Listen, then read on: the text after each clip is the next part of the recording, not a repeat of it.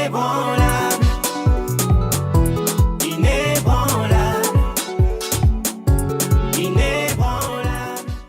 Salut, bienvenue à tous. Vous vous souvenez certainement du 24 juillet où une tempête inimaginable a passé à travers Chaux-de-Fonds et a bouleversé, a chamboulé beaucoup de nos sécurités au travers de dégâts matériels encore jamais vus jusque-là, en tout cas dans notre génération.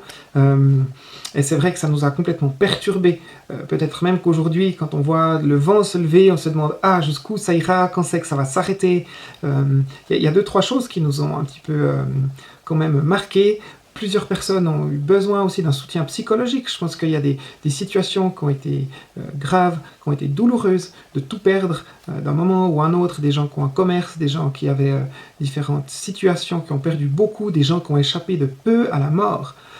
Des récits encore, c'est vrai, enfin en tout cas des histoires de plusieurs personnes qui disent « Ah bah voilà, une tuile a passé tout près de mon visage » ou différentes choses encore peut-être plus impressionnantes encore qu'on peut entendre, peuvent nous choquer.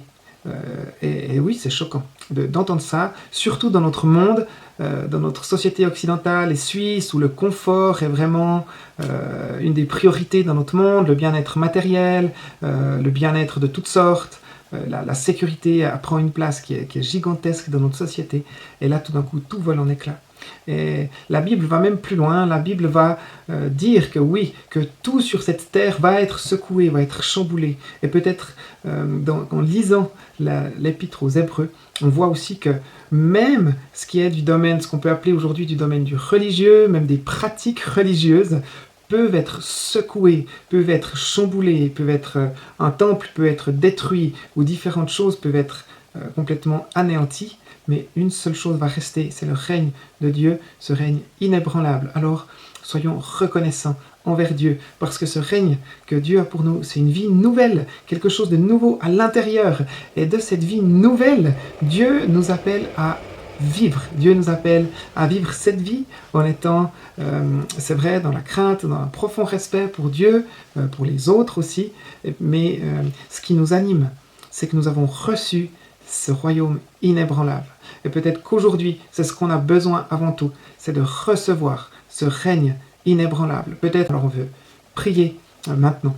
Seigneur Jésus, merci pour ta vie, merci parce que tu nous offres ce règne qui est inébranlable, qui ne peut pas être secoué, qui ne peut pas être détruit. Seigneur, tu nous offres ce règne et nous le recevons aujourd'hui. Oui Seigneur, beaucoup de choses que j'ai pu faire peuvent être ébranlées, beaucoup de choses peuvent être chamboulées, bouleversées, peuvent s'arrêter. Mais ton amour et cette relation et ce règne que tu places en moi, en chacun de nous, Seigneur, est inébranlable, ne peut pas être bougé. Alors Seigneur, je suis reconnaissant aujourd'hui pour ça. Je te loue aussi pour chaque personne aussi qui entend cette vidéo. Et je prie Seigneur qu'il soit touché par ta force, par ton amour qui est inébranlable, qui ne peut pas être bougé, ton amour pour nous qui est immense. Merci Père pour ta vie.